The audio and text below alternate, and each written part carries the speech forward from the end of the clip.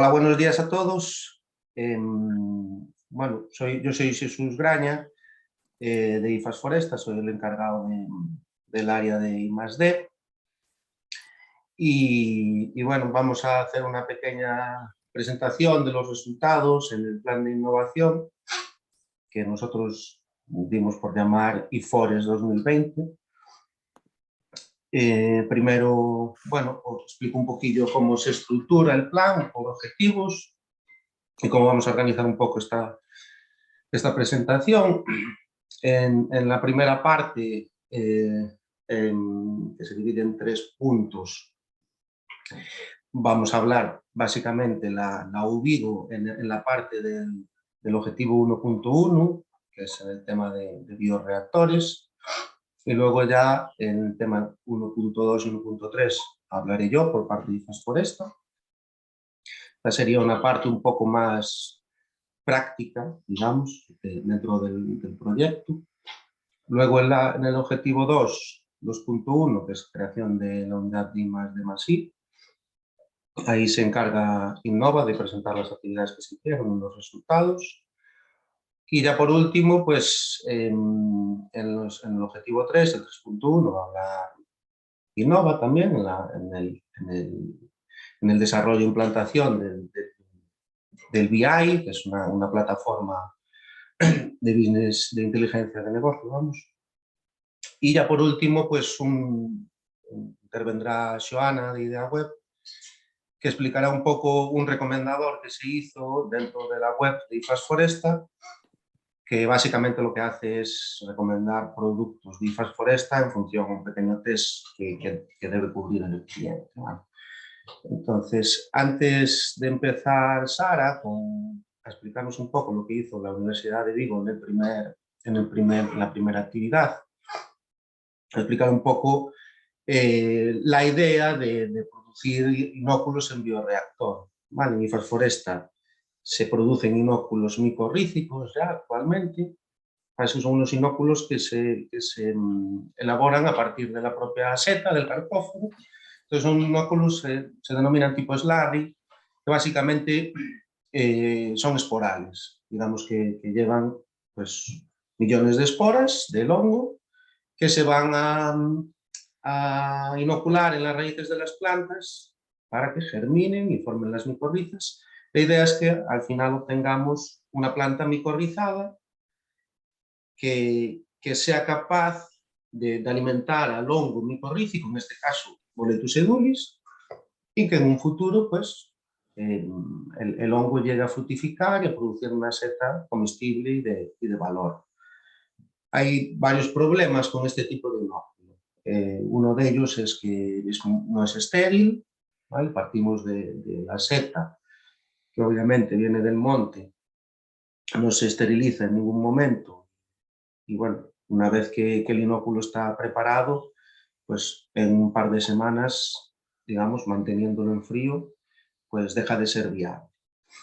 Eso por un lado. El otro lado es el origen de las setas, que bueno, nosotros ahora lógicamente hay que comprar la materia prima, entonces bueno, puede haber algunas que no estén en el punto de maduración correcto, incluso puede haber alguna mala identificación, se compran bloques de seta congelada, y eso sería también un problema a destacar, el coste de la seta también, y luego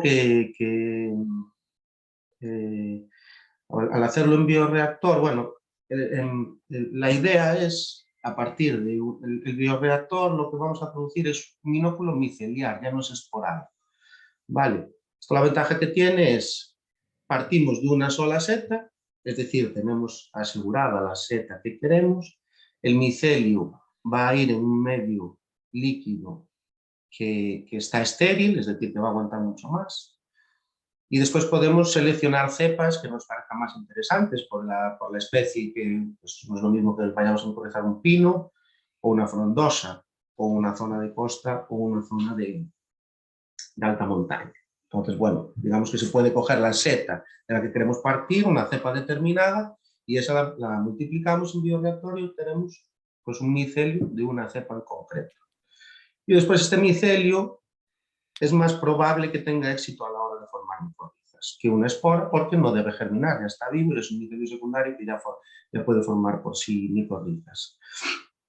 Es muy complejo esto porque los hongos micorrízicos siempre necesitan un huésped, un árbol, que es el que le va a aportar los azúcares.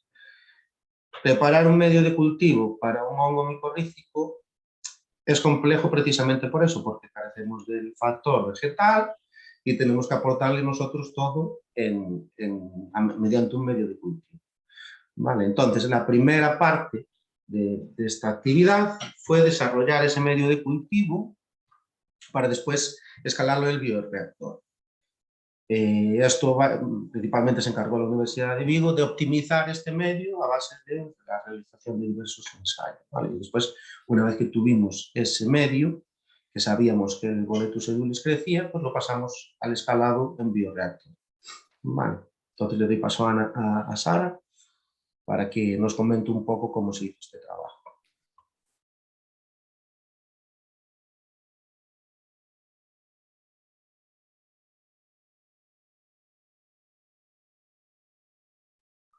Vale. Hola, buenos días. Yo soy Sara del grupo Agrobiotech for Health de la Universidad de Vigo, que colaboró en este proyecto, como dijo Jesús.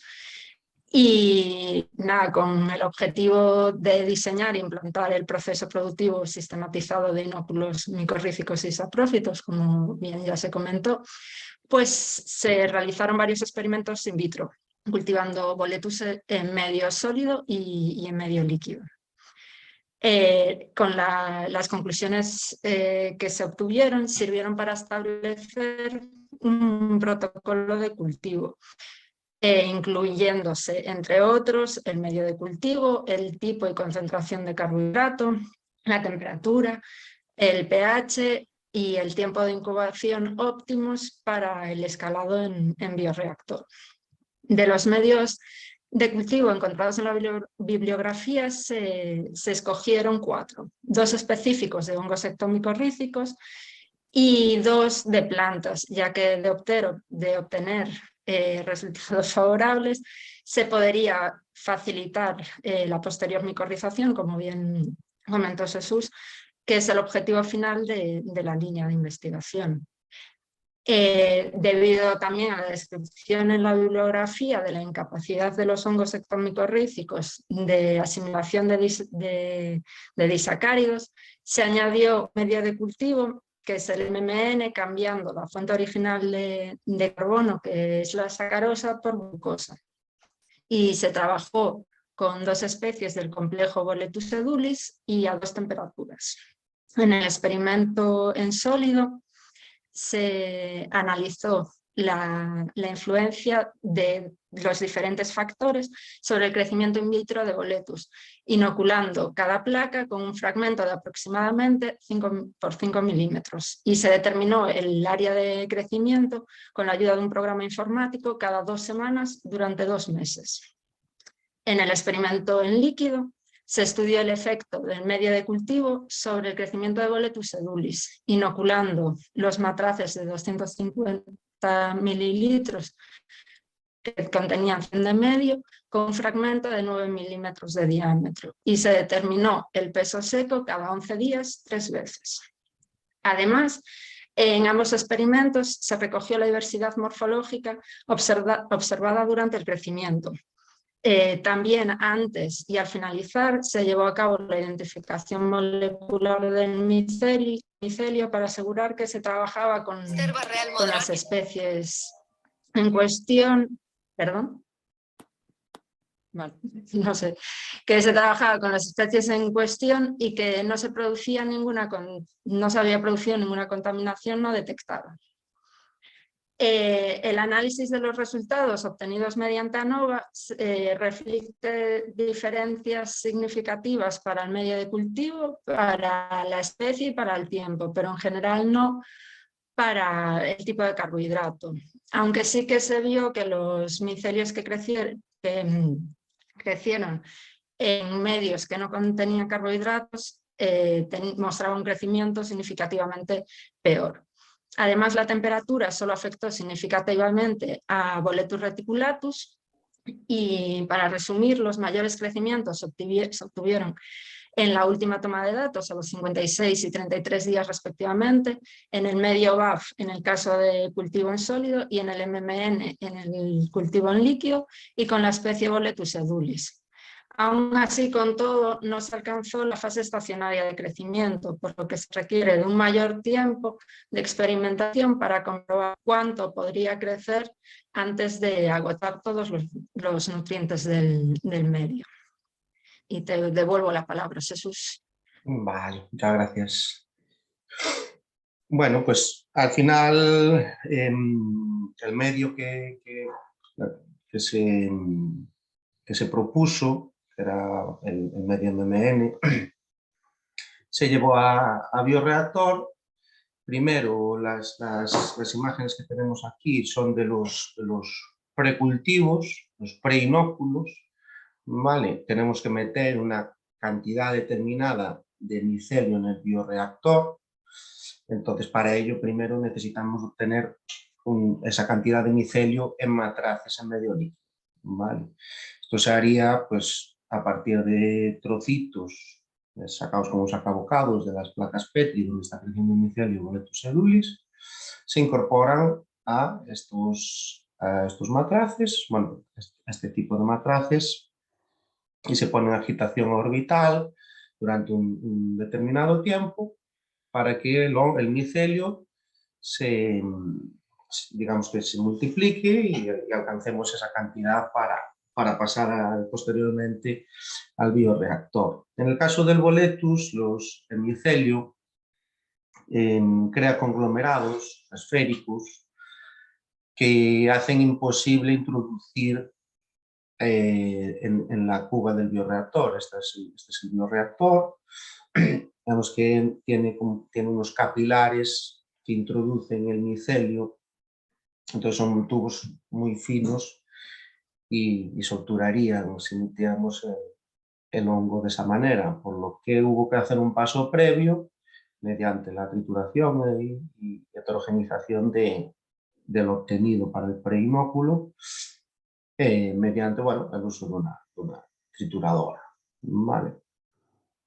Se metió en el bioreactor, estuvo creciendo 3 semanas con las condiciones y el medio propuestos por la OVIVO, y una vez que veíamos una cantidad considerable de micelio, se hicieron unas extracciones para deshidratar el medio y obtener el peso seco de micelio, y cuando se consideró que ya había una cantidad suficiente, se extrajo, ¿vale? Se pasó a unas garrafas estériles, se tuvieron 50 litros, ¿vale? Este era el aspecto microscopio del micelio obtenido. ¿Vale? Eso sería, digamos, el primer objetivo de la parte 1, ¿no? La obtención del inóculo miceliar de Boletus edulis. Ahora os explicaré lo que se hizo con él y el problema que tuvimos de contaminación. Luego la segunda parte del objetivo 1.1 era diseñar, digamos que automatizar la cuba de termohidroterapia. La teníamos. Termohidroterapia básicamente es agua caliente que sirve para, en este proyecto se propuso un sistema de desmicorrización previo. Se sabe que los hongos micorríficos en ocasiones compiten entre ellos, o incluso hongos saprófitos o otro tipo de microorganismos que pueden influir en la formación de las micorrizas. Entonces se planteó un sistema ecológico sencillo, mediante termohidroterapia, para la desmicorrización de las raíces. ¿Vale? Esta cuba, tiene un termostato que mantiene el agua a la temperatura que se considere, recircula el agua para que la temperatura permanezca homogénea, y tiene un automatismo de tiempo que puedes poner tú el tiempo que quieras que esté que esté funcionando, ¿vale? Temperatura, el tiempo y la recirculación. El problema, bueno, se planteó un ensayo con planta que fue tratada en la cubotermohidroterapia y posteriormente se trataron las raíces del micorrizal y posteriormente se iba a micorrizar y se iba a macetar. Pero tuvimos el problema de que se contaminó en algún punto el bioreactor. Porque después pusimos ese ensayo y estamos ahora mismo otra vez con los preinóculos ya dispuestos para volver a hacer un bioreactor. Otra función que, bueno, sí que sacamos la conclusión de que las plantas aguantan perfectamente la temperatura de 50 grados 10 minutos y brotan igual, vamos, eso no tendría ningún se puede hacer, vamos, no supone ningún problema para la planta, después a la hora de la rotación. Lo que también hicimos fue probar la cuba de termohidroterapia para tratar las púas en material vegetal que utilizamos en el vivero para injertar. ¿Vale? Ahora mismo hay una plaga del castaño, ya entró hace casi 10 años, que es una avispilla, pone los huevos en las yemas del castaño, después cuando al año siguiente brotan forman estas agallas. Vale. Pasan todo el invierno, las larvas de esta avispilla pasan todo el invierno dentro de las yemas.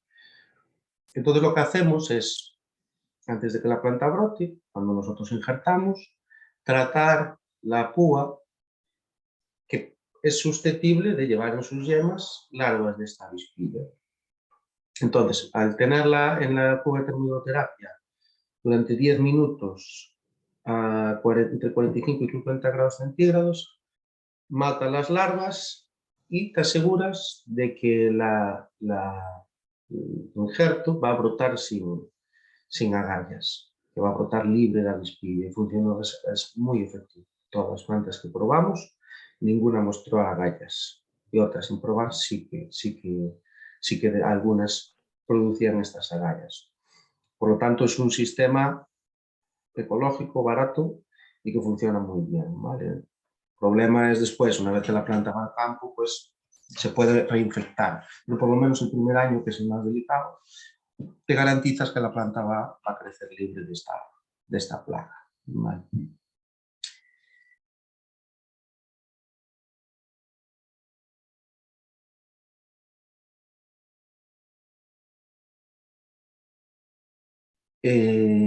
Ya por último, otra de las líneas que queremos desarrollar en IFAS Foresta es una línea que se basa en un producto que denominamos micotecnosoles, mico de hongo, y tecnosoles son suelos a la carta, ¿vale? Son suelos artificiales que se preparan específicamente para algún fin.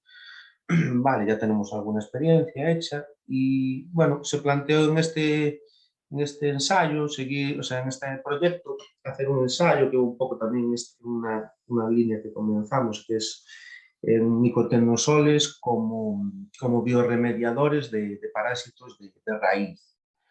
Vale, tenemos un hongo, una cepa, que ya la tenemos registrada de forma fascicular y la aislamos nosotros mismos de aquí de la zona donde está el IFAS Foresta, cerca de nuestras instalaciones, un hongo autóctono muy abundante. Y para producir micotecnosol, pues básicamente preparamos un sustrato. Primero cultivamos el hifoloma en bioreactor. Al ser un saprófito no ocurre igual que con los micorrízicos. O sea, crece muchísimo más rápido y produce muchísimo micelio sin problemas, vamos. Si después este inóculo, este micelio, se mezcló en un sustrato preparado con paja y astilla.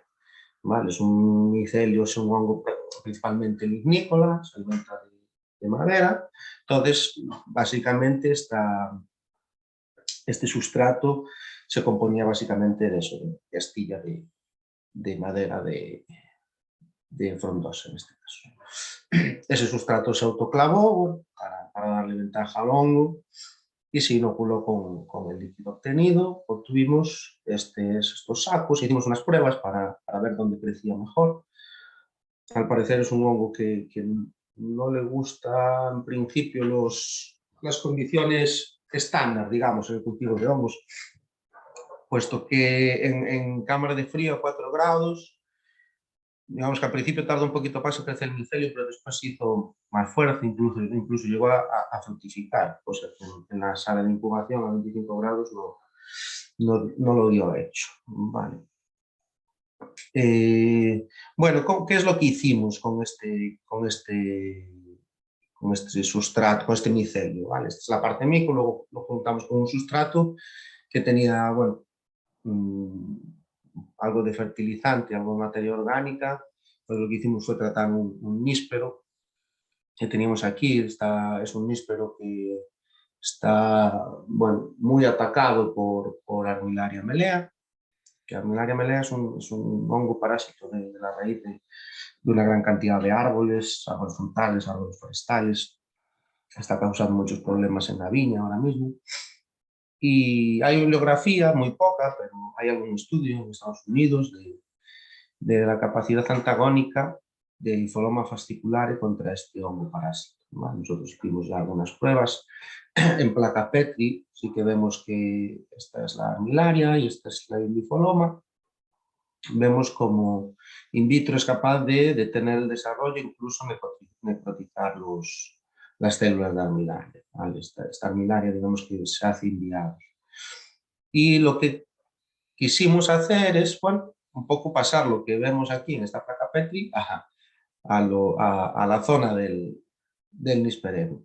¿Vale? Aquí salen armillarias todos los años, está infectado de armillaria. Cogemos las raíces, armillaria forma unos micelios con rizomorfos muy característicos. Entonces, sabemos que aquí existe armillaria. Entonces lo que hicimos fue crear esta zanja y aplicar el sustrato con el hongo Hipholoma fasciculare. ¿Vale? La astilla con el hongo más el sustrato, que es el Mycoteniosol. Simplemente pues, se realizó a toda la circunferencia, se fueron inoculando cada metro y luego se tapó. Entonces, la idea es que Hipholoma sea capaz de evitar el desarrollo de Armillaria. Entonces, en años consecutivos iremos recogiendo muestras para corroborar si Hipholoma sigue en el lugar, y también veremos si el árbol se recupera o no y si siguen apareciendo fructificaciones de Armillaria. Esto es un poco una línea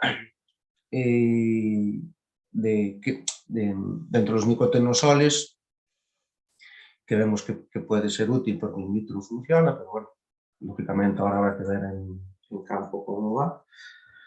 Pero bueno, es una línea de negocio que a medio plazo la empresa se está planteando pues, desarrollar. Tiene tiene aplicaciones en temas de minería o de vertidos. En función de la finalidad que busque el micotenosol, pues puedes usar uno u otro hongo y puede incorporar también la planta micorrizada, que siempre aguanta muchísimo mejor con suelos que sean pobres o que estén contaminados. Y bueno, ahora esto por nuestra parte. Ahora van a explicar el siguiente objetivo, Innova, la parte que hicieron ellos con nosotros, con Foresta. Nosotros también colaboramos, pero en este caso van a explicar ellos un poco lo que se hizo en esta parte del proyecto.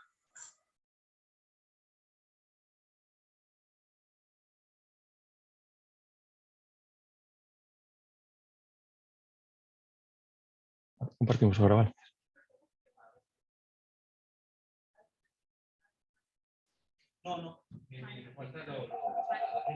Vale.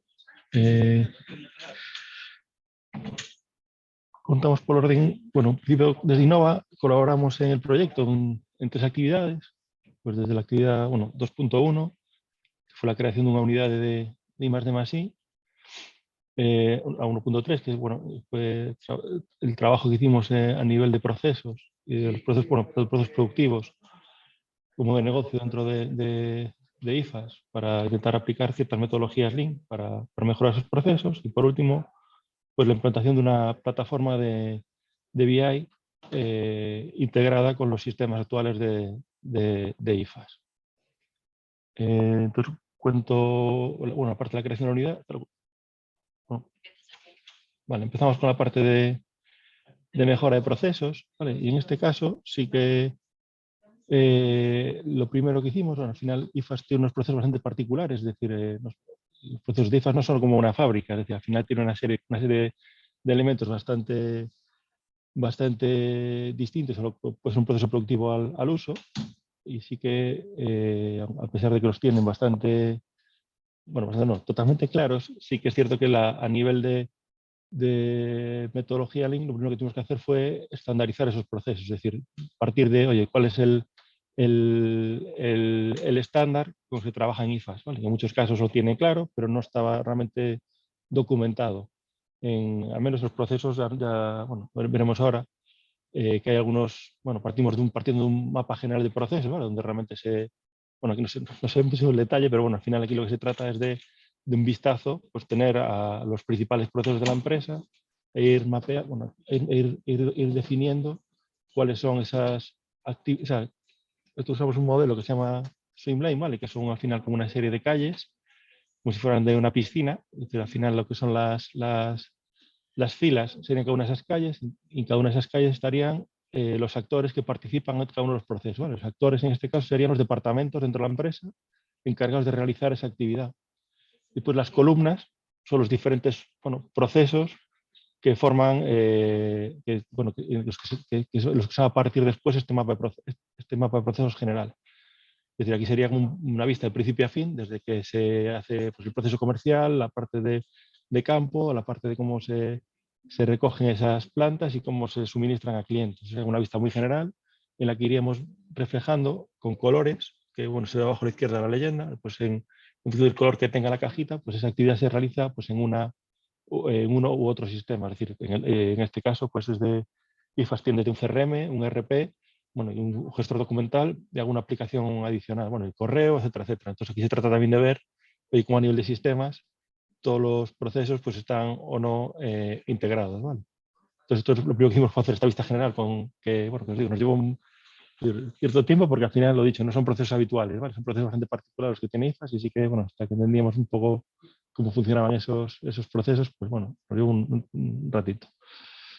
Lo siguiente que hicimos fue bajar, pues en este caso, al detalle de cada uno de los procesos, ¿vale? En este caso es la parte, pues, de hongos micorrízicos. Y aquí se trata, pues, de bajar el detalle, de entender, de dar mucho más el proceso, cómo se realiza, y sobre todo identificando las oportunidades de mejora dentro de ese proceso, ¿vale? Las oportunidades de mejora son bueno, lo veis ahí, son las bolitas rojas, que lo que hicimos fue ir codificándolas, ¿vale? Pues, bueno, ahí se ve bueno, la primera actividad, pues tiene dos bolitas rojas, la número 1, la número 2. En la siguiente hay una bolita roja como número 3, y después hay una cuarta en la parte de homogeneización y reparación del inóculo, me parece que es. Bueno, al final eso lo que tiene detrás es que, bueno, ahí se detecta, viendo cómo se realiza el proceso a día de hoy, que hay una oportunidad de mejora.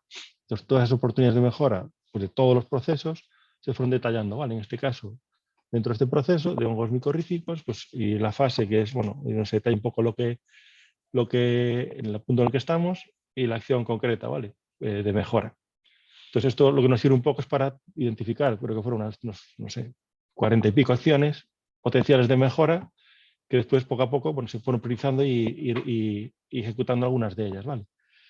Lo dicho, en otros procesos a lo mejor más industriales, podríamos empezar a medir tiempos, hacer algún tipo de mejora un poquito diferente. En este caso, yo creo que el principal punto de mejora es la parte de estandarizar y... un segundín, perdón. Empezamos a triturar papel aquí al lado.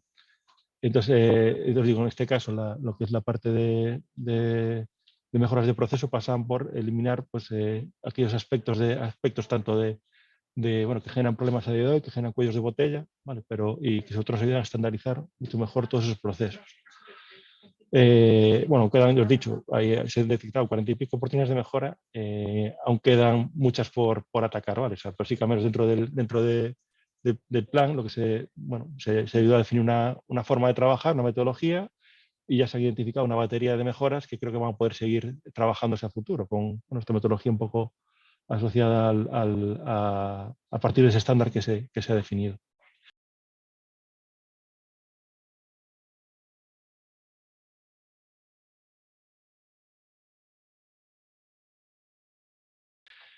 La siguiente es la de la creación de la unidad de I+D+I, que esto lo cuenta mi compañera Eva.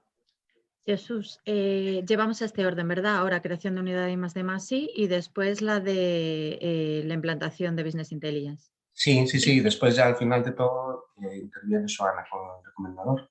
Perfecto. Vale, pues entonces empezamos con esta, con la creación de la unidad de I+D+I. Vale, aquí lo que hicimos junto con IFAS era intentar sistematizar todo el proceso de gestión de la innovación, fundamentalmente. Porque ellos lo hacen, pero lo hacían de forma no sistemática. Entonces, en lo que le ayudamos es en sistematizar todo este proceso para que las ideas pues, fluyan de una forma más continua. Lo primero que se hizo fue diseñar cuál iba a ser el sistema de gestión con sus diferentes fases. Entonces, bueno, empezaba por la de vigilancia e inteligencia, después había el tema de toda la definición de la estrategia de I+D+I y a partir de ahí ya con los retos estratégicos en I+D+I pues se generaban ideas, se generaban proyectos, transferencia de tecnología y después una serie de procesos transversales o de soporte, donde estaba, por ejemplo, el tema de generación de ecosistema. Bien, entonces, una vez diseñado en general lo que va a ser el sistema de gestión de IFAS, siguiendo la metodología de la 166.002, pues empezamos. Entonces, para conocer mejor la empresa y tener un punto de partida, lo que hicimos primero fue hacer el canvas de producto y el canvas de línea de negocio. Aquí en la imagen lo que veis es el canvas de producto. Lo que hicimos tanto al principio del plan como cuando finalizamos el plan fue hacer este ejercicio, que es pensar en todos los proyectos de I+D+I que tenían en cartera y en qué fase estaban. Si estaban en la fase de ideación, de test, de prototipo, lo que es puramente I+D+I, si ya estaban en una fase de hacer como un producto para comercializar o si ya estaban siendo comercializados y generaban retorno de inversión. Esto se hizo, como digo, al principio del plan y cuando ya lo finalizábamos para ver la evolución. Este mismo ejercicio se hizo con el canvas de línea de negocio. Entonces, analizamos la empresa desde el punto de vista de la I+D+I cuando arrancamos y lo analizamos también cuando finalizamos. ¿Con esto qué conseguimos? Pues tener los retos de innovación al principio y dejarlos actualizados cuando finalizó el plan para que, bueno, pues que IFAS siguiera con su estrategia de innovación. Entonces, lo que estáis viendo en esta slide es el canvas de producto y luego los retos actualizados, la última vez que se actualizaron, para alinear todo lo que es el sistema de I+D+I a estos retos. Bien, y como decíamos, se diseñó lo que tenía que ser la vigilancia y la inteligencia en el caso de IFAS, qué áreas le interesaban a IFAS para investigar, para estar atentos a cualquier innovación tecnológica que pudiera existir. Y entonces a partir de ahí con los retos lo que se hizo fue ir bajando. Entonces fuimos creando procesos para todo que se documentaban en procedimientos. Aquí lo que estáis viendo es el proceso de generación de ideas sistematizado. Y en pequeñito estáis viendo la documentación de este proceso, que es el procedimiento de generación y desarrollo de ideas. Entonces, bueno, esto se hizo en todas las subfases que os enseñaba antes. Se fue haciendo para cada cajita su proceso y su procedimiento para ir implantándolo. Bien. Bueno, se fue documentando y finalmente lo que se diseñó fue el ecosistema para soportar toda esta sistemática, todo este sistema de gestión. Detectamos que hacía falta diseñar el ecosistema de innovación de IFAS. Entonces, bueno, pues fue un trabajo que también se hizo. Detectar todas en aquellas áreas de negocio donde se hacía vigilancia, qué colaboraciones tenían y en cuáles hacía falta dotarse de un partner. Y bueno, así quedó implantado y quedó preparado para, bueno, para seguir con esta sistemática.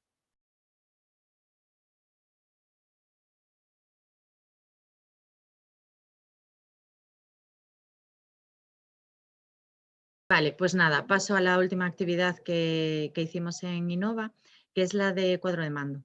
Entonces, aquí lo que hicimos, trabajamos en 3 fases. Trabajamos en la definición de indicadores, en diseño del modelo de datos y en los informes de Business Intelligence. Entonces, en la definición de indicadores, bueno, pues nos sentamos con Enrique y con Jesús bastantes veces para tratar de detectar qué información necesitaban para que de un golpe de vista supieran la evolución de la empresa. Entonces, una vez entendida qué información era relevante para ellos, tú aquí, Adri, interviene. Una vez que era interesante sabiendo la información que era interesante para ellos, lo que hicimos es, bueno, lo que se hace siempre, que es diseñar los indicadores que iban a reflejar esa información y las gráficas, las visualizaciones más adecuadas para que para ellos fuera súper sencillo. Y luego seguimos para atrás, que era ver qué datos necesitábamos para tener esos indicadores y por tanto esa información y dónde estaban esos datos.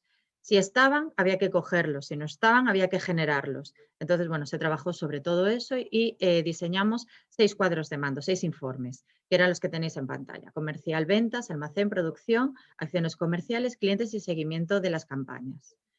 Entonces, bueno, pues tenemos aquí algún ejemplo. Una vez que supimos qué necesitábamos y dónde estaba, qué datos necesitábamos y dónde estaba, se diseñó el modelo de datos, que es el que tenéis en pantalla. Y entonces con ese diseño del modelo de datos ya podíamos hacer los diferentes informes. Y aquí estáis viendo el ejemplo de uno de los informes, que es el de comercial ventas. Aquí se ve el peso que tiene cada referencia, qué supone y cuál era por fecha también, pues para saber un poco la estacionalidad. ¿Bien? Sí, aquí por ejemplo, André, perdón. Por ejemplo, en este caso, uno de los grandes retos que quería resolver en este caso IFAS, una de las incógnitas que al final estos cuadros se hacen sobre todo para lo que llamamos detectar problemas de negocio o resolver esos problemas de negocio. Y es que es un problema que tenía es de la cantidad de referencias que tenía y que una duda que existiera, jolín, si realmente merece la pena tener tantas referencias o tener menos. Y aquí sigue un poco este grafiquito que se ayuda a detectar, jolín, el peso que pueden tener, pues eso, el típico diagrama de Pareto de pues, que con el 20% de las referencias probablemente, y aquí se cumplía, factura el 80% de, bueno, tienen el 80% de la facturación. Entonces, bueno, pues a partir de eso sí que puedes empezar a decidir si efectivamente pues puedo empezar a reducir el número de referencias o no. O puedo dejar algunas porque, bueno, a nivel estratégico me interesa o a nivel comercial creo que tengo que tenerlas, pero que, bueno, al menos ya no es una sensación que tienes. Tienes los datos para decir, jolín, pues efectivamente es así y las que puedo cargarme son de aquí hacia atrás. Bueno, eso es una información muy interesante en este caso para IFAS. Sí, sí. Vale, este es un ejemplo de informe y el otro ejemplo es que este es el de seguimiento de campaña. Se ve cada pedido. Creo que nos estamos... Ay, perdón, sí, me silencio. Se ve cada pedido en qué estado está y luego también el análisis geográfico de realmente dónde me están haciendo más pedidos, cuál es el área geográfica donde estoy vendiendo mejor. Bueno, pues, no sé, me silencio yo si quieres. Sí, aquí sobre todo la potencia de estas herramientas que puedes filtrar en tiempo real cualquier empresa con los diferentes elementos que consideraron que puede tener, bueno, lo llaman dos dimensiones, que en este caso puede ser por empresa, por la variedad de árbol, por los lotes, y eso en tiempo real puedes ir filtrando, haciendo zoom en el mapita. Bueno, el mapita puede ser, bueno, el mapita responde a cualquier cambio que hagamos aquí en los filtros. Y entonces, bueno, eso es lo que decía antes, Eva, es una forma muy rápida de comprender si si los aspectos importantes de mi empresa pues van como deberían o, bueno, o al menos me sirve a mí para ir profundizando en esa información para extraer conclusiones que pueden ser importantes. Y bueno, ahí sí que es cierto que, bueno, en el caso de IFAS tienen varias fuentes de información, entonces algunas son más fáciles de conectar y verlo en tiempo real y otras a lo mejor, bueno, pues hay que hacer un proceso intermedio ahí de sacar datos, conectarlos y que en algún caso, bueno, pues aún queda algún dato que es interesante y que todavía hay que hacer algún trabajito para automatizarlo. Pero bueno, que en principio los cuadros han quedado montados.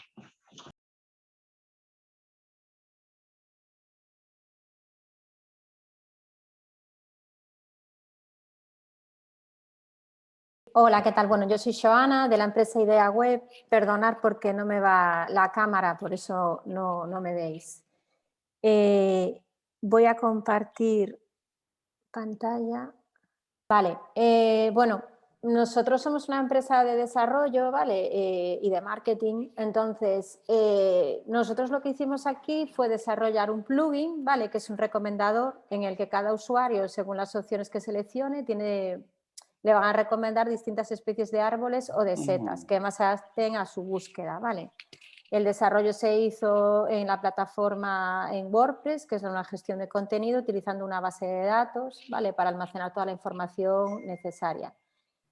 Para llevar a cabo esta plataforma se creó un plugin específico llamado Recomendador y para la gestión de contenido se utilizaron en este caso 27 tablas combinadas, ¿vale? Aquí veis un poco el diagrama de cómo se realizó el recomendador a nivel interno, ¿vale? En este diagrama, bueno, además de lo que ve la gente, pues se puede crear diferentes recomendadores, gestionar diferentes opciones y dentro del mismo recomendador crear otros recomendadores, ¿vale? Aparte de esto que se hizo. Este recomendador se implementó en nuestra página web, que así es como se ve, como lo ve el usuario. Tendrían que ir aquí a la pestaña de recomendador que se implementó en la landing para que cuando entres pues ya lo veas directamente. Y aquí lo que se divide es en dos partes, el recomendador de planta y el recomendador de seta. Esto es lo que va a ver el usuario una vez que entre aquí. El recomendador de planta lo que va a ver es una serie de pestañas que él tiene que seleccionar con las diferentes especies según las características del terreno.